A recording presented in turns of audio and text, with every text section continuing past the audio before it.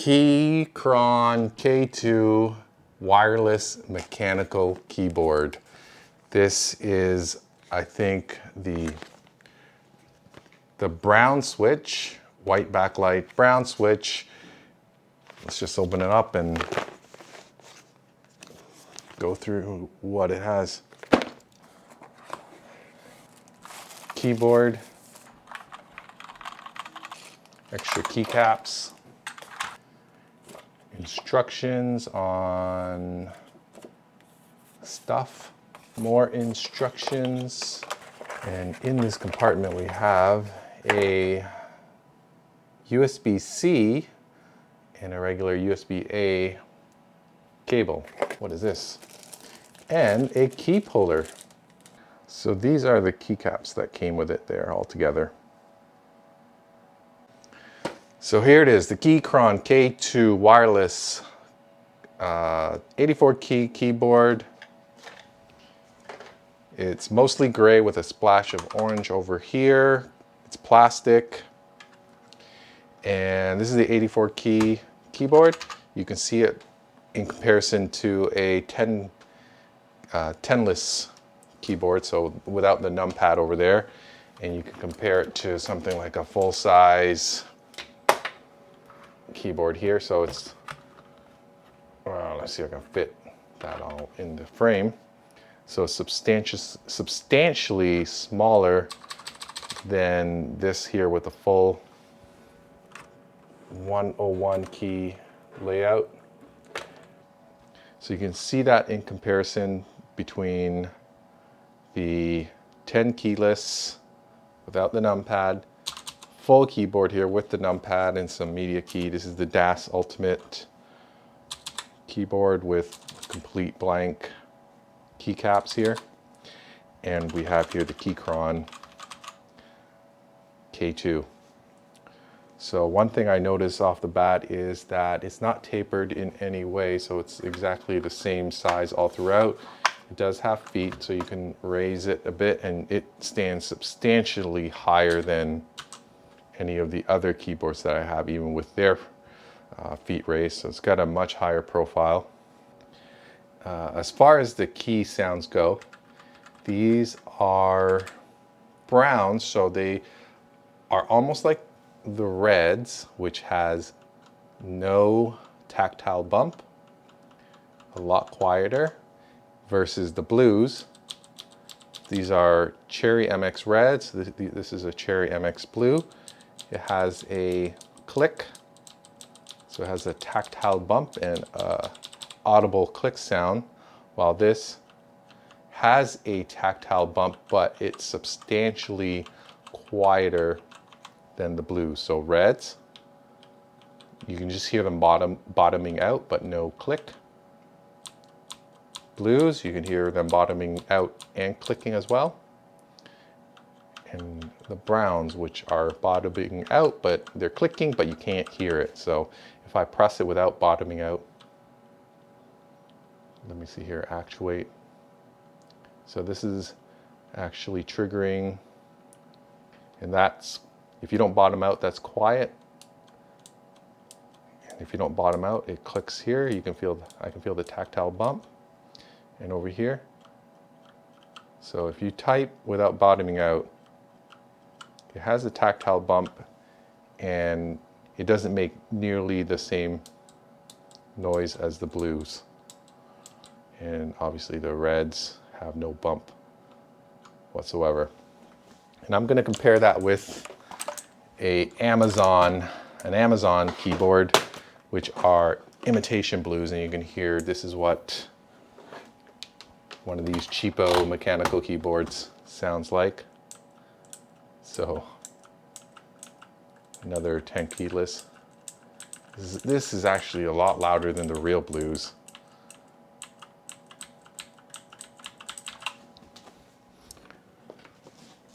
Let's get the whole gang in. So I got real blues, fake blues,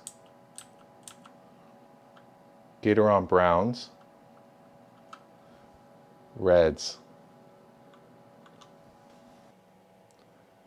So I'm comparing the profile between the Keychron K2 and this, I think HyperX, whatever it is.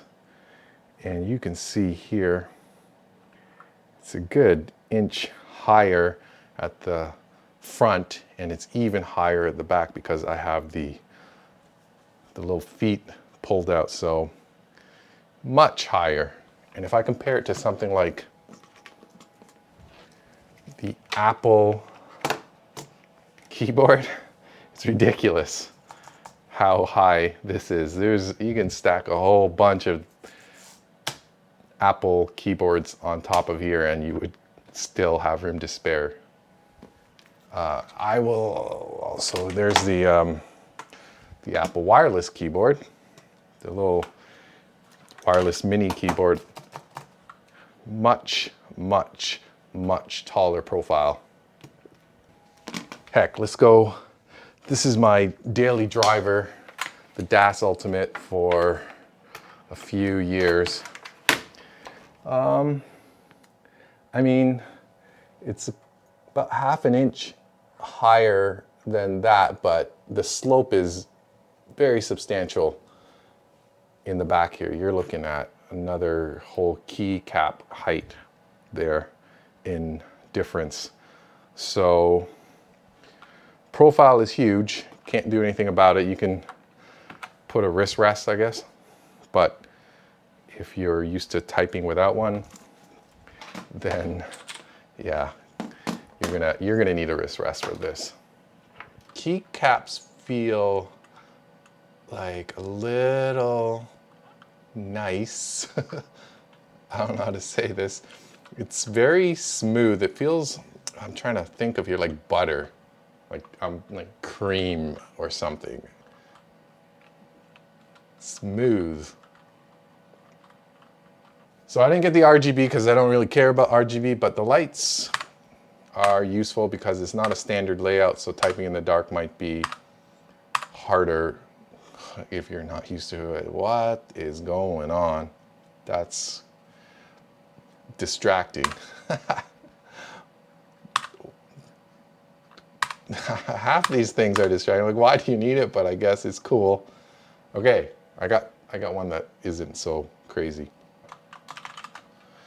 Yeah, already I can tell that there's going to be a wrist rest involved in this scenario because my hands are angled uncomfortably upwards here versus if I was to use my regular keyboard, this one here, it's pretty comfortable for me. It's like a neutral angle that I'm used to versus here, that 1 inch makes a difference. That's what she said. I know I had a friend ask how it would be compared to a Mac keyboard, and yeah, it's a lot higher than a Mac keyboard. It's higher than a normal keyboard, so I keep harping on that point, but the point is it's higher. You got the USB, you got the little switches over here. Let me see. Okay, I see what's going on. This toggles between Windows and Mac, and this toggles between cable, off, or Bluetooth. So cable, middle is off, Bluetooth on the right. So if I go to Bluetooth, whew, it lights on without anything connected. So what's a good Bluetooth device? I can try this on. So I got a Logitech M720 Triathlon with Bluetooth connected, along with the Keychron K2 connected with Bluetooth to the iPad Pro, and I can move it around, move my little mouse around here, if you can see on the screen, and it's almost like a real computer. Look at that.